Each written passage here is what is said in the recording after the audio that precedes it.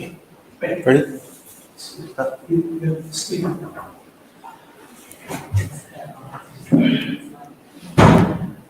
أعوذ بالله من الشيطان الرجيم.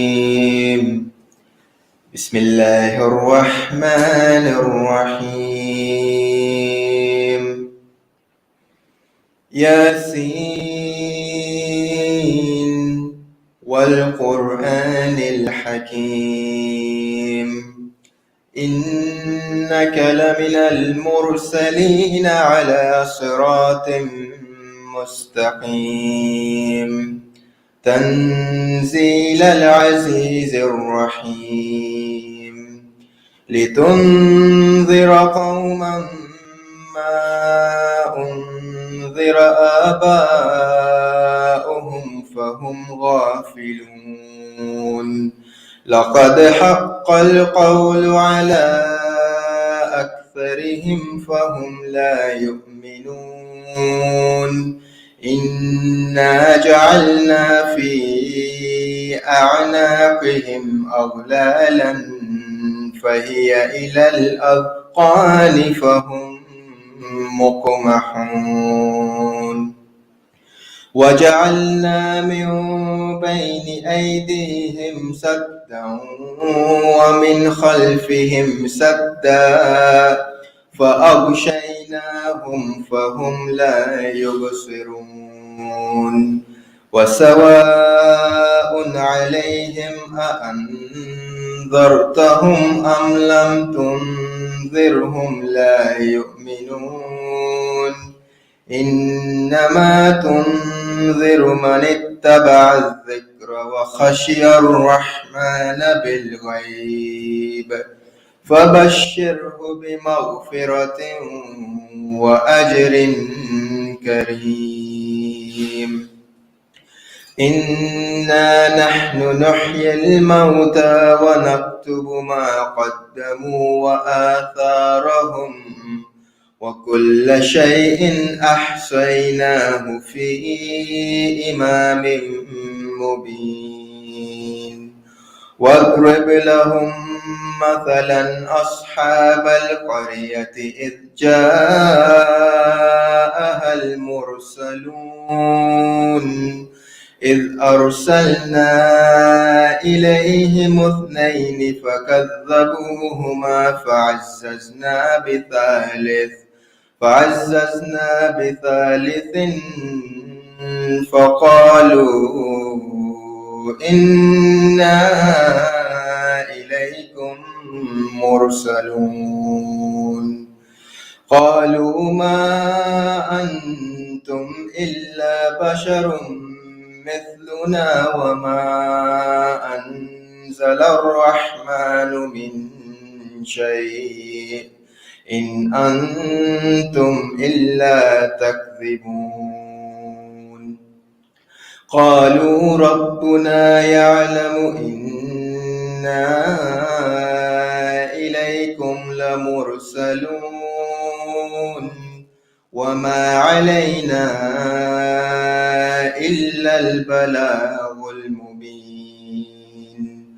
قالوا إنا تطيرنا بكم لئن لم تنتهوا لنرجمنكم وليمسنكم منا عذاب أليم قالوا طائركم معكم أئن ذكرتم بل أنتم قوم مسرفون وجاء من أقصى المدينة رجل يسعى قال يا قوم اتبعوا المرسلين اتبعوا من لا يسألكم أجرا وهم مهتدون وما لي لا أعبد الذي فطرني وإليه ترجعون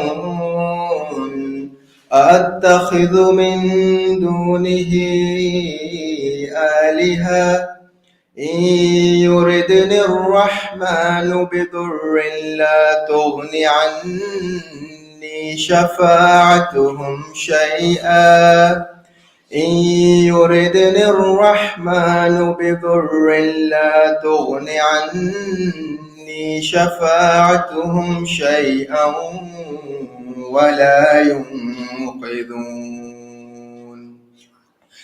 إني إذا لفي ضلال مبين إني آمنت بربكم فاسمعون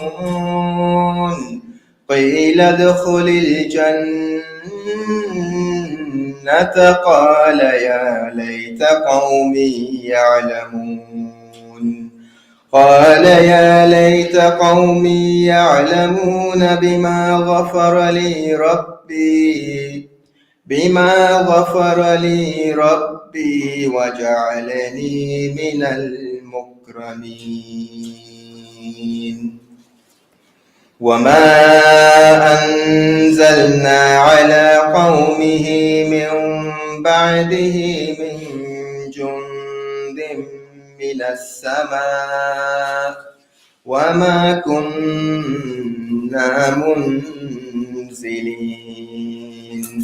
إن كانت إلا صيحة واحدة فإذا هم خامدون يا حسرة على العباد ما يأتيهم من رسول إلا كانوا به يستهزئون ألم يروا كم أهلكنا قبلهم من القرون أنهم إليهم لا يرجعون وإن كل لما جميع لدينا محضرون وآية لهم الأرض الميتة أحييناها وأخرجنا منها حبا فمنه يأكلون وجعلنا فيها جنات من نخيل وأعناب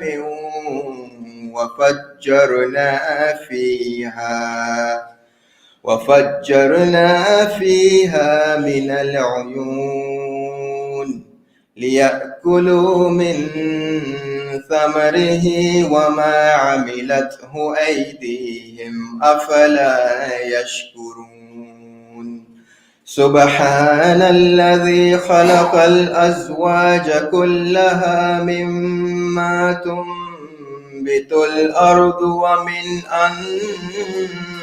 أنفسهم ومما لا يعلمون وآية لهم الليل نسلخ منه النهار فإذا هم مظلمون والشمس تجري لمستقر لها ذلك تقدير العزيز العليم والقمر قدرناه منازل حتى عاد كالعرجون القديم لا الشمس ينبغي لها أن تدرك القمر ولا الليل سابق النهار وكل في فلك يسبحون وآية لهم أنا حملنا ذريتهم في الفلك المشحون وخلقنا لهم من مثله ما يركبون وإن نشأ نغرقهم فلا صريخ لهم وإن نشأ نغرقهم فلا صريخ لهم ولا هم ينقذون إلا رحمة منا ومتاعا إلى حين. وإذا قيل لهم اتقوا ما بين أيديكم وما خلفكم لعلكم ترحمون وما تأتيهم من آية من آيات ربهم إلا كانوا عنها معرضين. وإذا قيل لهم أنفقوا مما رزقكم الله قال الذين كفروا للذين آمنوا أنطعم من لو يشاء الله أطعمه إن أنتم إلا في ضلال مبين. ويقولون متى هذا الوعد إن كنتم صادقين ما ينظرون إلا صيحة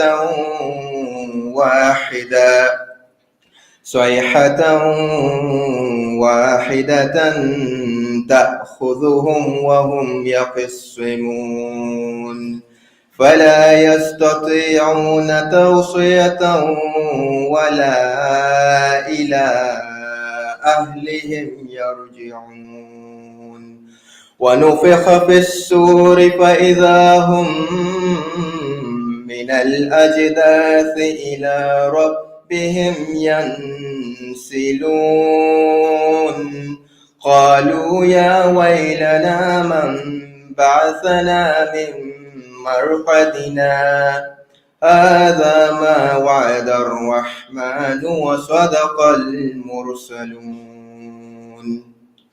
إن كانت إلا صيحة واحدة فإذا هم جميع لدينا محضرون. فاليوم لا تظلم نفس شيئا ولا تجزون إلا ما كنتم تعملون. إن أصحاب الجنة اليوم في شغل فاكهون هم وأزواجهم في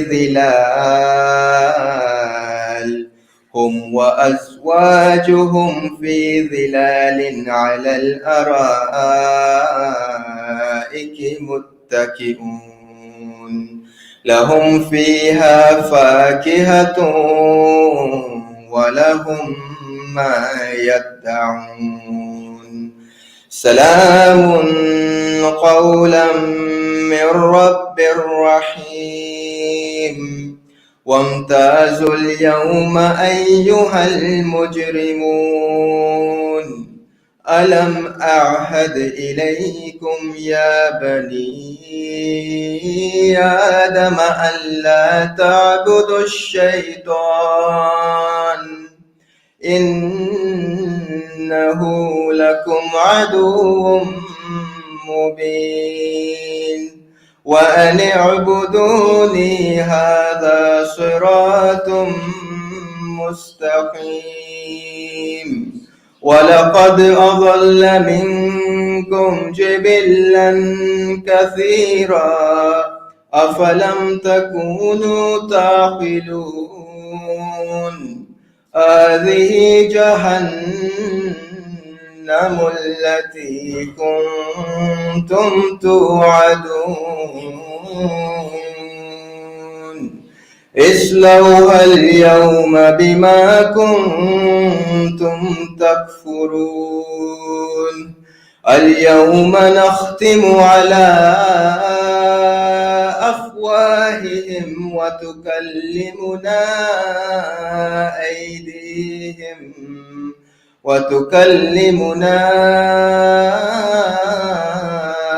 أيديهم وتشهد أرجلهم بما كانوا يكسبون ولو نشاء لطمسنا على أعينهم فاستبقوا الصراط فأنى يبصرون ولو نشاء لمسخناهم على مكانتهم فما استطاعوا مضيا ولا يرجعون ومن نعمره ننكسه في الخلق أفلا يعقلون وما علمناه الشعر وما ينبغي له إن هو إلا ذكر وقرآن مبين لينذر من كان حيا ويحق القول على الكافرين أولم يروا أنا خلقنا لهم مما عملت أيدينا أنعاما فهم لها مالكون وذللناها لهم فمنها ركوبهم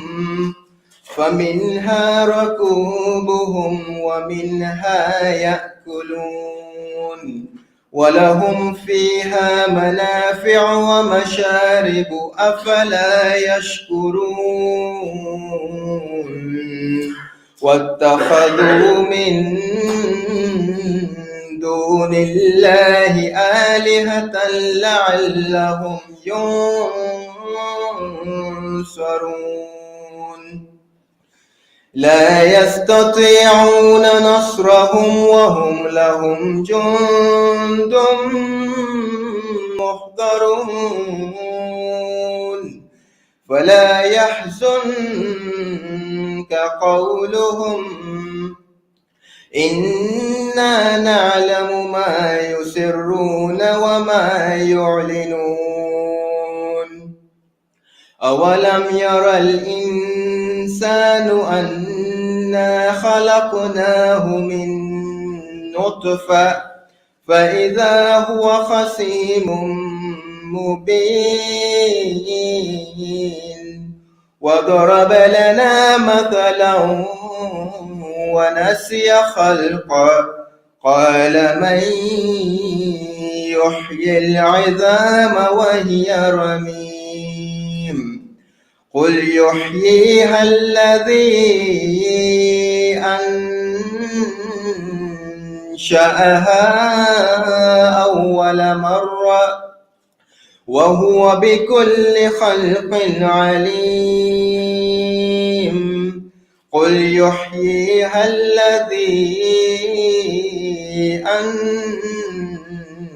أنشأها أول مرة وهو بكل خلق عليم الذي جعل لكم من الشجر الأخضر نارا فإذا أنتم منه توقدون أوليس الذي خلق السماوات والأرض بقادر على أن يخلق مثلهم بلى وهو الخلاق العليم إنما أمره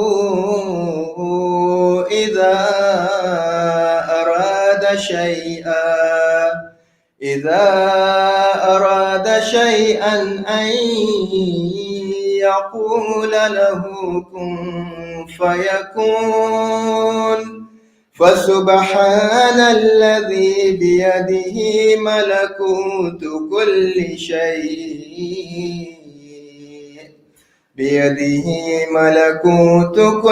شيء وإليه ترجعون.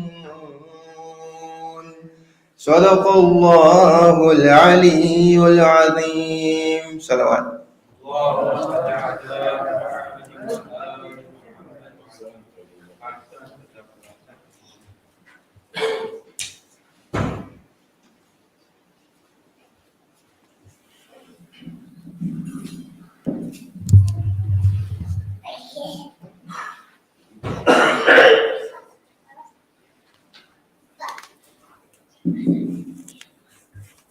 أفلح من صلى على محمد وآل محمد. اللهم صل على محمد وآل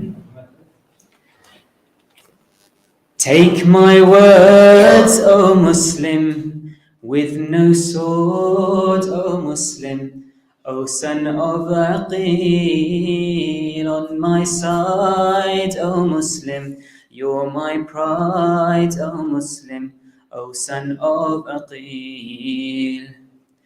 Never have you strayed, yet you were betrayed.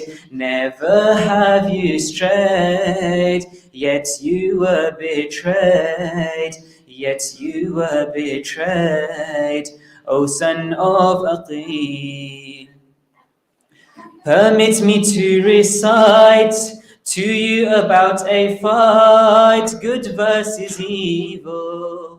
I'll tell you how it starts and leave it to your heart to picture the sequel. After Muhammad passed, as if they cut the grass, snakes were emerging. Hussein had realized Islam's about to die and needed purging. Chosen to bear his name, to represent Hussein, come see Hussein's choice.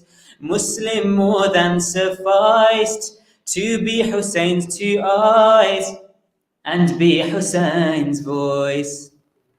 Kufa's men were writing to Hussein, reciting, asking him to lead. To cut off the snake's head is what their letters said, and Hussein agreed. From amongst God's slaves, he sent off the brave to let his flag wave, O son of Aqil. Muslim departed towards Kufa to review the situation. God knows what is your fate. In Kufa what awaits? Muslim, be patient. Companions were few. His sons he took were two. So who can equal such bravery displayed? Put his sons in harm's way, showing he's peaceful. Reached his destination, welcomed by that nation. But there was a scheme, secretly they would plot, and everything is not always as it seems. To Hussein he wrote, they gave you their vote, and he sent his note, O son of Aqil. Old friends become new foes, they've broken all their oaths. When they were writing letters towards Hussein, contained in them were claims they'd stand beside him. Two options now were dealt between heaven and hell. Come see what they chose. Come see what they chose. They did not understand exchanged the good for bad, a thorn for a rose. They did not do justice, they preach and don't practice, they broke all their words. O Hussein, I bid you, yes, their hearts are with you, but on you their swords.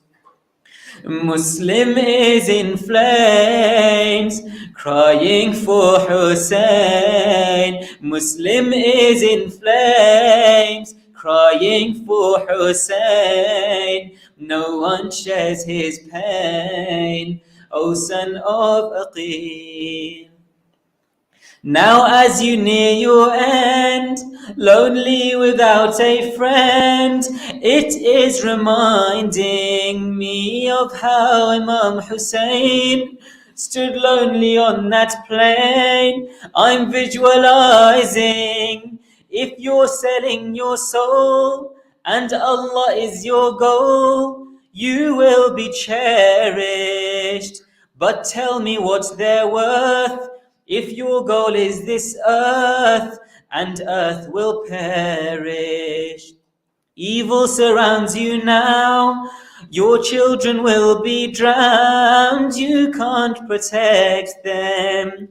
But surely you must know, Allah will show their souls love and affection. God accepts your giving and will be forgiven those who cry for you as your corpse was falling. Oh Allah, you're calling, I attest to you.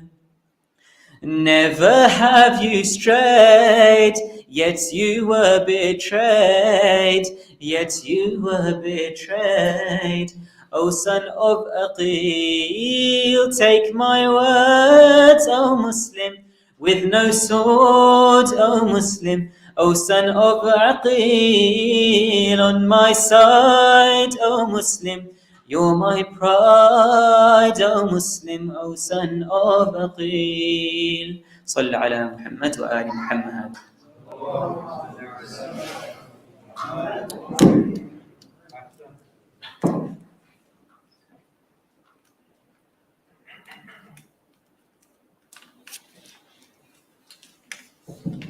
السلام عليكم ورحمة الله وبركاته. Our condolences to the Imam of our time and to all the mu'mineen on the Shahadat of the sons of Muslim alayhi salam. We are honoured to be hosting Shaykh Miqdad Alidina for the Majlis this evening. Many will know Shaykh from his time here in Wessex Jamaat, when he was active in various youth activities. Since then, Shaykh has been studying in the Hawza in the holy city of Dhul, where he's also did the Muharram Majlis here a few years ago in Wessex Jamaat, and we are delighted that he has accepted our invitation once again today. Please join me in welcoming Shaykh with Salawat ala Muhammad wa ali Muhammad.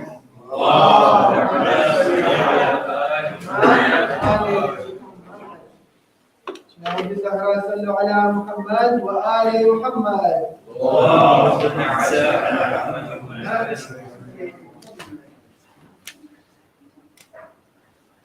ولفرج السيف صاحب الزمان صلوات على محمد وآل محمد.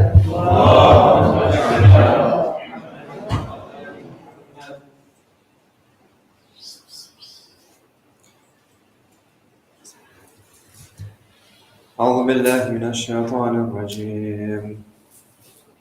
بسم الله الرحمن الرحيم. الحمد لله رب العالمين باعث الأنبياء والمرسلين، ثم الصلاة والسلام على أشرف الأنبياء والمرسلين حبيب إله العالمين أبي القاسم المصطفى محمد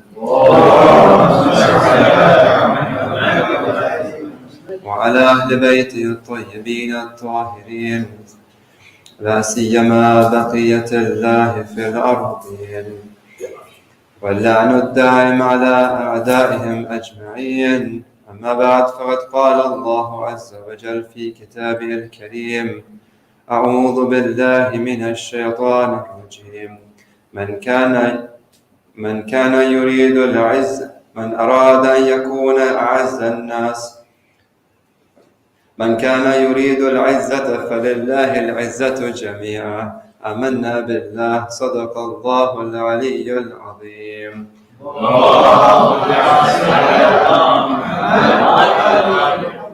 My respected scholars, elders, brothers and sisters in Islam, Assalamu alaikum wa rahmatullah. There's so many verses and hadith about this topic that I don't know which one to pick in your khutbah. The topic I want to talk about today, very shortly inshallah, is very important, something very relevant, something that applies to all of us, brothers and sisters. And this is related to or self-worth, or the izzah that we have. Now you see, as human beings, irrespective of our faith, we have a feeling, we have a need inside us to feel important, to be worthy, to feel like we have a place in society, to feel important, as simple as that. And we do things in our lives, we're motivated to do things by this thirst that we have to be important. In fact, the opposite is also true, that we don't like to be not appreciated, not valued. Imagine if somebody that you really love and respect one day comes to you and says, "You're not so important." You feel devastated, you feel very bad, like you feel depressed. Why? Because you want to be important, because you want to be worthy and valuable. And so this thirst for izzat, this thirst for self-esteem is something very natural in all human beings. And it is discussed very much in today's world as well. The discussion of self-esteem and self-confidence and how we compose and how we are as individuals within society. But the main question lies here, and that is, what gives us worth? What gives us importance? What makes us worthy individuals? Before I discuss this question, I want to tell you what doesn't. And to do this, I want to discuss two very quick examples of how in today's world, the corporate world is using this thirst that all of you over here and myself and all the sisters and all human beings have. They're using this thirst for other purposes. And what they are doing is that they are changing our understanding of what gives us worth. And in consequence, this has very detrimental effects in our lives, especially mental health. Example number one is related to adverts. In the world of consumerism, adverts want to tell us what gives us worth. Why? Because they want you to buy their products. So what they do is that they change your perception on what really matters in your life, what really brings worth and value to you. And they've come with this very key important matter, and that is, the more you consume, the more worthy you are. The more you consume, the more worthy you are. They will tell you that if you buy this particular item, this particular car, or this particular watch, you're worth it. If you don't, you've missed out. You're not so important. If you don't have this particular type of clothing or this particular gadget, your value is very less. And this is why when you get in a very beautiful Porsche or Lamborghini, you feel important. You feel special. If you're driving a Nissan Micra, with all due respect, you won't feel so special. Why? Because we've been told The more you consume, the more important you are. And what's even worse is that we judge people according to this as well. So when you see somebody coming out of a 7 Series, for example, dressed very poshly with a £30,000 watch, straight away you give him respect. You trust him. Straight away you trust him, you respect him, an honorable person. But if you one day you meet somebody in a very simple kurta, very decent, simple, you don't straight away trust them. You're actually looking for clues in when they say something, how they react to something. You're looking for clues of how important is this person. Should I become friend with him? Should I interact more with him? I'm not sure. What's his worth? What's his value? Can I trust him? Can I trust him? Why? What happened? Because the criteria is what? The criteria is importance and value and worth comes with the more someone's consumed. This is how we think in this materialistic consumerism world. Open a Coke, open happiness. Win £1 million and you become happy. Right? Throughout the day. And these are research, I'm not quoting random, these are research out there, the studies out there, you can see this. How adverts today, they impact how we perceive ourselves, how we perceive the worth of the human being. So this is one example. Another example is related to body image. We're told that 50% of adverts use body image and beauty as product appeal. What does this result in? This results in, again, having a perception of what beauty is. That if you have a particular type of physical body, then this is what we count as beauty, and this is what's going to give you respect and worth and value and make you happy. So you're trained to think, you've been influenced to think that this is where beauty lies. This is what defines human beauty, and this is what defines human worth. That if I don't have this, I'm not worth it. If I don't have this, I don't have too much value. That person who has it, they have worth and value. And this is shown in so many studies out there that teenage depression, teenage anxiety out there today is related to what? Is related to us, or as teenagers, seeing this ideal image, which studies suggest that only 1% of a normal person is able to achieve that kind of body. They feel depressed. Why do they feel depressed? I'm not important. Why are you not important? Because I haven't achieved this type of body. And they do all sorts of crazy things. Why? Because I need to achieve that. That's become my goal. Why? Because that's very important. This is where worth and value lies.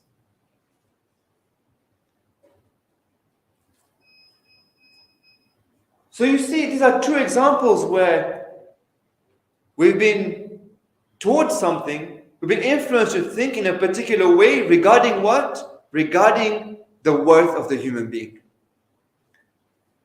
And studies have shown that this has very detrimental impact in our lives.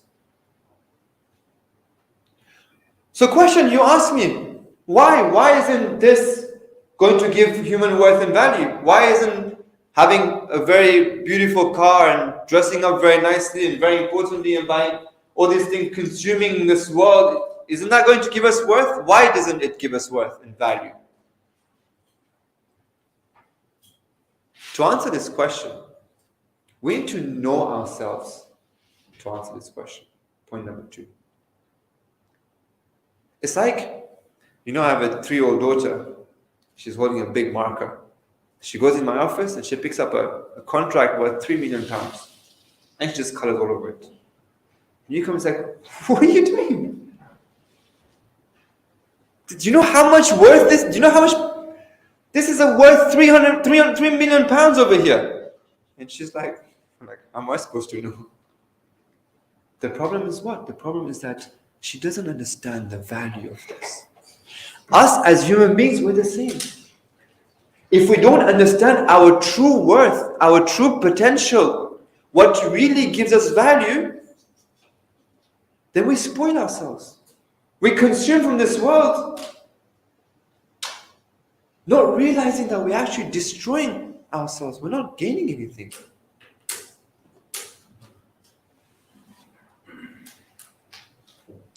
It's like, for example, when you come to a very posh restaurant, you've got 20 different types of dishes, 3 massive cakes, ice cream, everything. And the moment you enter, your kids just run straight for the ice cream. Stop. It's a posh restaurant. Please behave. Stop acting like greedy boys. Adab. Why? Because you want to tell me, no, there's more to the world than this. You need to grow up, be mature, there's more to this world than cake. This is how we are towards this world as well. Our Imam is telling us, Miqdad, calm down. There's more things, there's more valuable things for you than this world. You are more important than this. You are greater than this. This doesn't give you value. The more you consume, the more valuable you are, is not a true equation. Why? In very summary version, the answer is because you are not a material being. This is key. When you understand yourself, when you grow up from being a 3-year-old girl who's going to color on everything, or that little boy who's running behind cake, you grow up a little bit, you become mature, you understand your value, you realize that I am not a material being. I am a nafs, a ruh, call it whatever, soul, whatever you want, whatever it is, who really I am is something immaterial.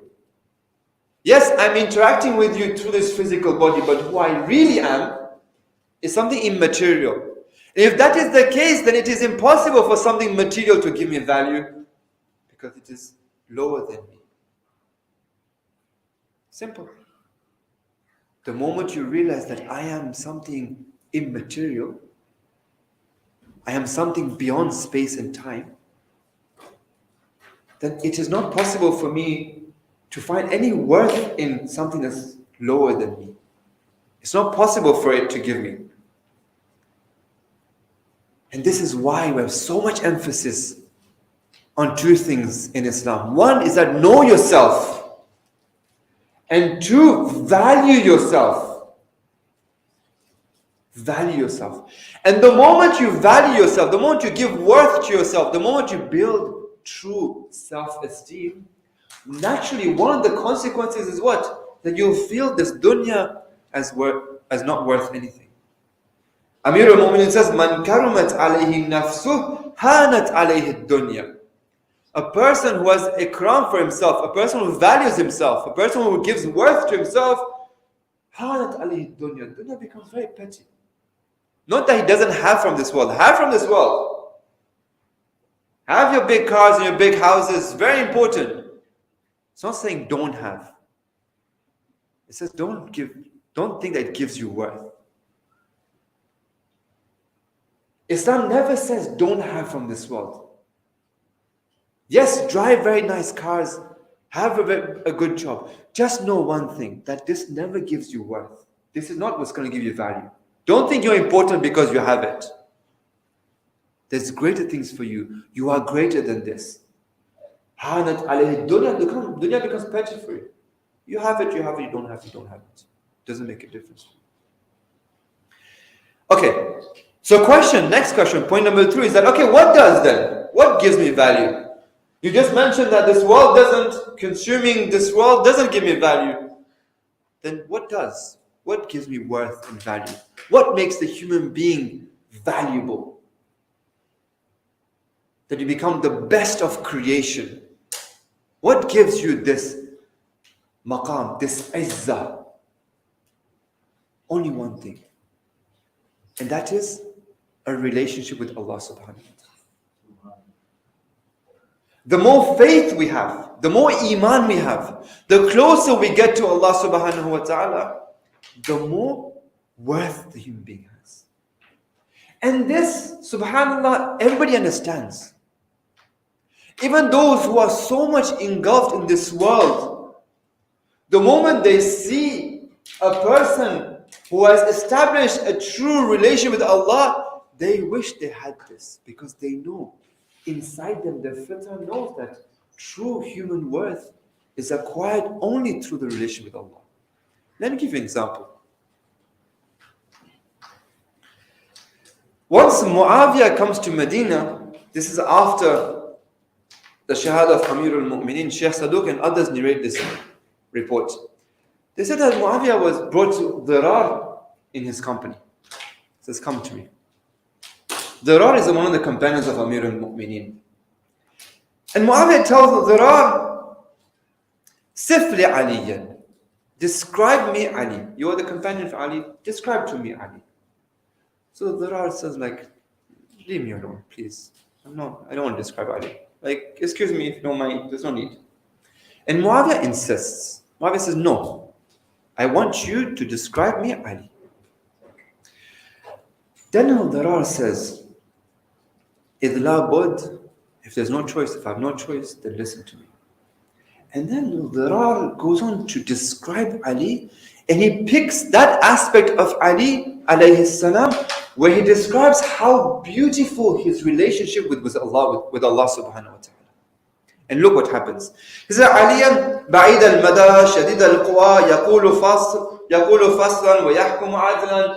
Ali was such that he was far-sighted, he was foresighted, strong, eloquent in speech, just when passing judgment. And then he says, by Allah I swear to you, I saw him in the darkness of the night in Masjid, when the stars were coming down. This is the last part of the night. He was in the mihrab. His body was trembling and shaking as he was talking to Allah. And he was holding his beard and he was crying. What was he saying? He said, as if كَأَنِّي أَسْمَعُ, it is as if I can hear him. وَهُوَ يَقُولُ, and he was saying, Ya dunya, ya dunya, O dunya, is it me that you are trying to show yourself to and showing me your attractions? Go away. غُرِّي غَيْرِي, go and deceive somebody else. I have divorced you 3 times. Why? عُمُرُكَ قَصِيرٌ وَخَيْرُكَ حَقِيرٌ, because your lifespan is very short. Your beauty and your goodness is unworthy. He says, قِلَّةِ مِنْ قِلَّةِ الزَّادِ وَبُعْدِ السَّفَرِ. He's having this deep sigh on how little is my provision and how long is this journey of eternity. On the Day of Judgment, the Salaat has 50 stations, and in each station you get stopped 100 years, 1,000 years, where you have to account for your deeds. One station after the other. Bu'ad as-safar, how long is this journey of eternity? And qillat az-zad, how little is my provision? How little is my luggage? And as he describes this beautiful scene of Amir al-Mu'mineen talking to Allah subhanahu wa ta'ala, فَوَكَفَ دُمُوءُ مُعَاوِيَةِ عَلَى لِحْيَةِ, Muawiyah is crying tears. His beard is wet. He's wiping his tears with his sleeves, and people around him are crying. What happened? They realize, they know. They know this is worth. They know this is the most amazing of people. And what brought this amazement? What makes Ali alayhi salam the most amazing of people? The dunya? No. Ibn Abbas says his sandals you couldn't sell his sandals. How much they were unworthy. This is Ali. Now we are approaching the days of Muharram. We are approaching the days when we remember Imam al-Hussein. One of the very important topics that we can discuss, that we remind ourselves in these days, is related to this self-esteem. Is related to this izzah of the nafs. And so many steps in the story of Karbala you find this. That Imam al-Hussein stands for this worth of the human being. That I'm ready to abandon everything. So that insan acquires this worth. So mankind doesn't forget that where are you going to get this izzah? You are not going to get this izzah in this world by attaching yourself to this world. Wake up, mankind. Once he delivers a speech saying that mankind has a necklace called death. That's how close it is. He describes the world. He says, look, my situation is this right now. That this person, whatever he is, he has brought me to a situation where I have two choices. Either I die or I acquire humiliation. I am between death and dhillah. وَهَيْهَاتْ مِنَّ الذِّلَّةِ. And never will I acquire humiliation. We as Shias of Ali, we as people who remember Imam Hussein, we say the same thing. هَيْهَاتْ مِنَّ الذِّلَّةِ. Never should we be disgraced. We have izzah. We have dignity and honor and value and worth. But know one thing. That this is taken away if we are attached to this world. If we abide by this philosophy of consumerism, we attach ourselves to this world brings about dhillah. Look at Umar Assad. Don't take Umar Assad as a very small person. He's not a small person. When Ubaidullah ibn Ziyad is looking for a commander to send an army to Karbala, Umar ibn Assad is running away. He's like, I don't want to go. I'm not interested to fight Imam Hussein. He's a scholar, he's a person who's understood things. It takes a lot of bribing, it takes a lot of threat for him to come to Karbala. Even when he comes to Karbala, he wants to avoid. There's plenty of negotiations that happen. But there's one thing. He's attached to this world. I can't let go. And so when the Imam tells him, like, look, come on my side. Forget izzah. Forget the hereafter. All that guaranteed. I'll give you security. I'll give you wealth. He can't accept this. He can't take it. He's attached. And so you realize that izzah comes from where? It comes from detachment. Again, I repeat, having is not the issue. It is when we are attached. And therefore, when we look at the concept of izzah in Islam, another very important concept that we find is freedom. There's a very, very interesting series of articles that we translated recently regarding freedom. It's a very important topic. We talk about freedom all the time today. Today's world, freedom is a very big concept. True freedom in Islam is to be detached from the shackles of humiliation. See, freedom is what? We all want to be free. When I say you want to be free, everybody wants to be free. It's very natural for all human beings to be free. Just as it is natural for all human beings to be honorable and have dignity. This freedom and dignity comes together. That which ties you down, that which doesn't allow you to grow, that which captures you and doesn't allow you to make the right decisions is the dunya, is attachment. And this is why the dunya disgraces you. This is why when you attach into this world, you're very low and petty. You have no worth. You look around you. You look at people who have so much attachment to this world, they have no worth. When it takes for them to do something very important, they can't. They're not independent thinkers. They're not free thinkers. They can't make decisions. They can't be honorable in this life. Why? They can't sacrifice. Why?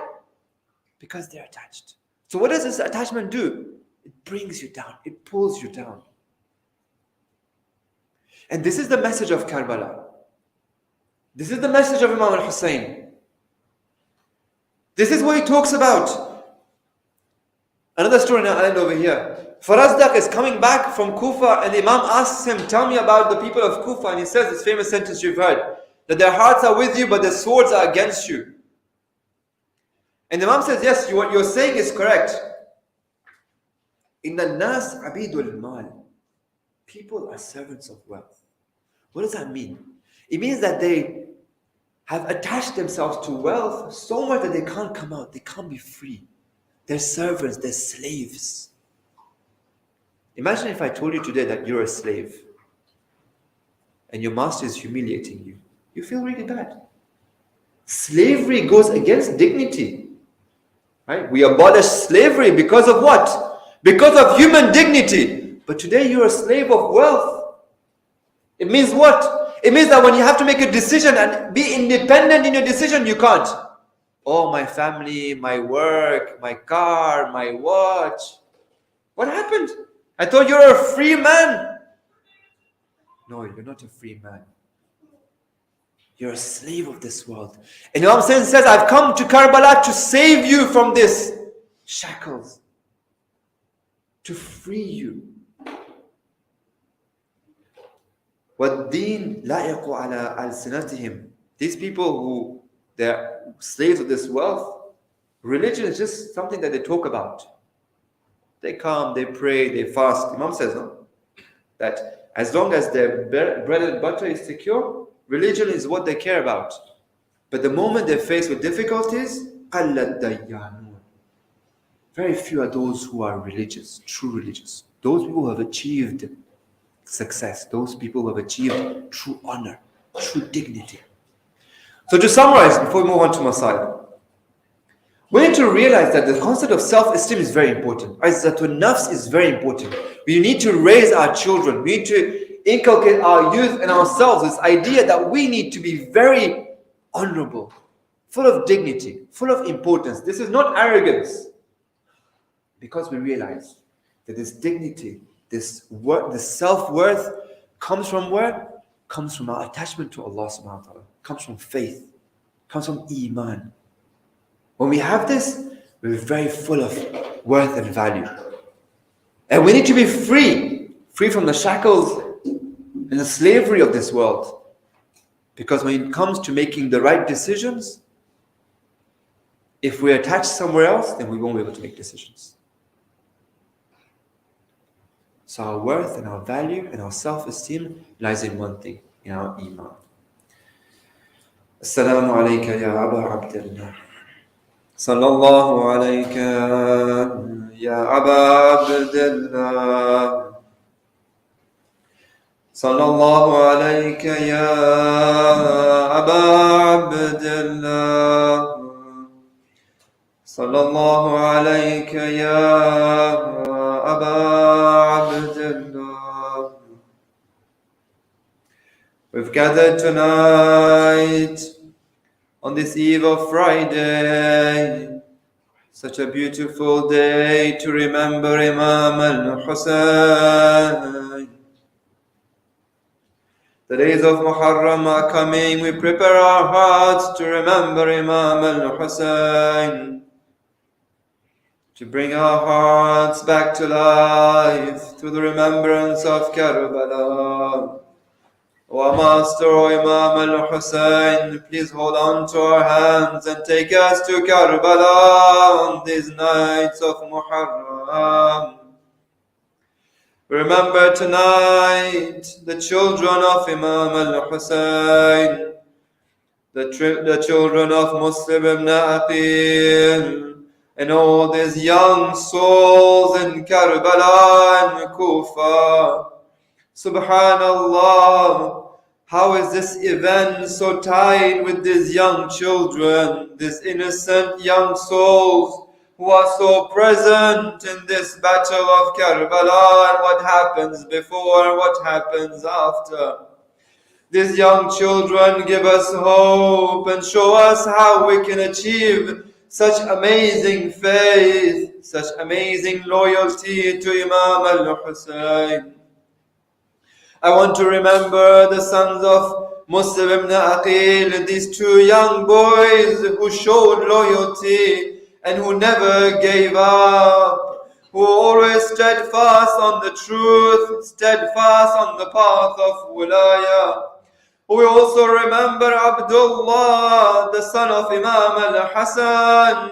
Amongst all the children, this is one amazing soul that on the day of Ashura, as Imam al-Hussein is fighting, this young boy is looking at what is happening. His aunt Zainab is holding his hand very tight. فَلَهِقَتْهُ زَيْنَبُ بِنْتُ عَلِي لِتَحْبِسَهُ. She's holding on to him so that he doesn't run away. But Allah, what happens? Suddenly this boy lashes out and he goes towards the battlefield. فَأَبَى وَامْتَنَعَ امْتِنَاعًا شَدِيدًا. He escapes from the hand of Zainab. Oh Zainab, what did you feel at that moment when Abdullah, the son of your brother, he runs towards the battlefield and he reaches his uncle Hussein? He says, oh my master, what is happening to you? When all of a sudden an arrow comes and hits this young boy and he falls onto the hands of Imam al-Hussein. فَنَادَى الْغُلَامِ. Look at what the enemies have done to me. Oh Hussein, what had you witnessed on the day of Ashura? Ali Akbar on one side, Ali Asghar on the other. And now in these last moments, Abdullah, the son of your brother. Inna lillahi wa inna ilayhi raji'un. We pray to Allah subhanahu wa ta'ala in these moments to forgive our sins, the sins of our parents, all the marhameen. Remember all the marhameen, all the scholars, all those who have right upon us, inshallah. Whatever good there is in these gatherings, inshallah, we send the reward of these gatherings to the marhameen, all those who have right upon us, inshallah. With the Salaat ala Muhammad wa ala Muhammad.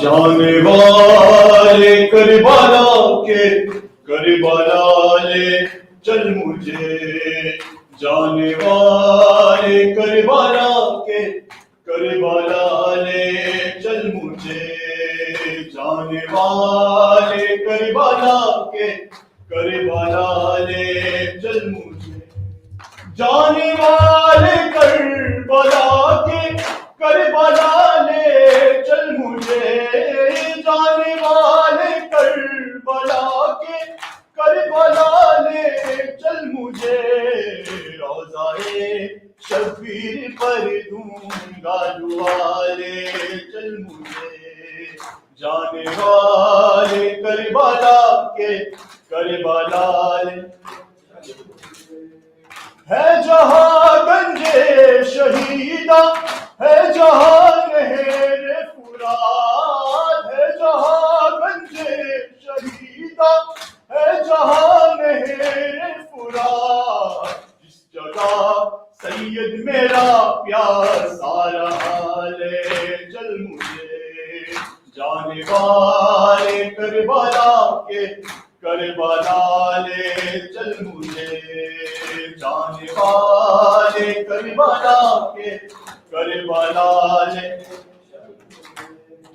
جس جگہ جاگی تھی قسمت حر کی وہ دیکھوں گا میں جس جگہ جاگی تھی قسمت حر کی وہ دیکھوں گا میں آسیوں پر کیسے ہوتی ہے عطا لے چل مجھے جانے والے کربلا کے کربلا لے چل مجھے جانے والے کربلا کے کربلا لے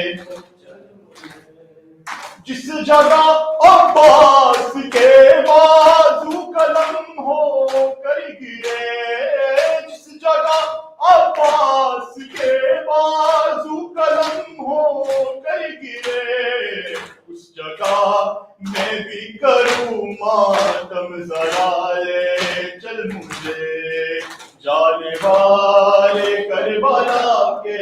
Karbala रे चल मुझे जाने वाले Karbala के Karbala रे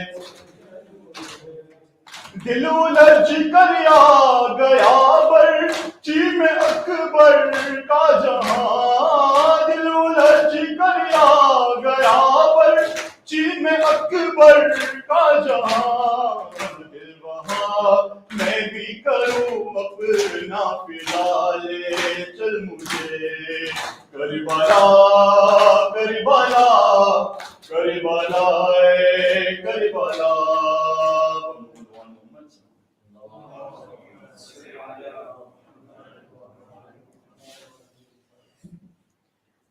Assalamu alaikum wa rahmatullahi wa barakatuh. A brief announcement before Salaat time. Inshallah, the Al-Qasar sisters have organized the annual recitation of the Noble Quran to be performed at the Qabristan, the Fairham Cemetery. Please see the email for further details. However, please note that the recitation for this is to be done at the cemetery, not at home, and completion for this is by the 25th of September for all those who have been allocated a juz. If you would like to be allocated a juz, then please do contact Auntie Noshin Jaffa for the allocation. And once again, for further details of this, please see the email that has been circulated by broadcast, inshallah. Just a reminder that we highly encourage all the attendees to wear a mask within the centre, given the recent rise in COVID cases. Please also do refrain from attending if you have any new COVID symptoms without having a negative test, or if there is a COVID case in the household. Thank you once again, all the mu'mineen, for your support. Inshallah, we will now have Salat time in about 1 minute. Before that, can I please ask that we recite Surah Al-Fatiha for the marhumin of the sponsors of today's Tabarruk, Surah Al-Fatiha.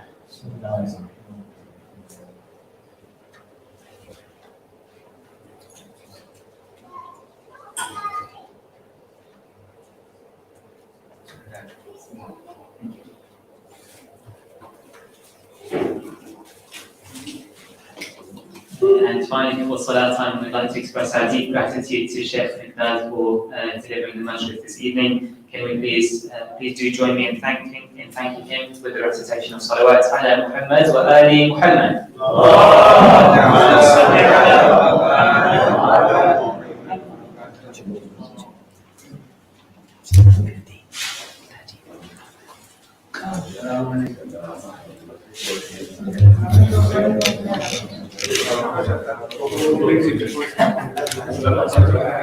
Thank you.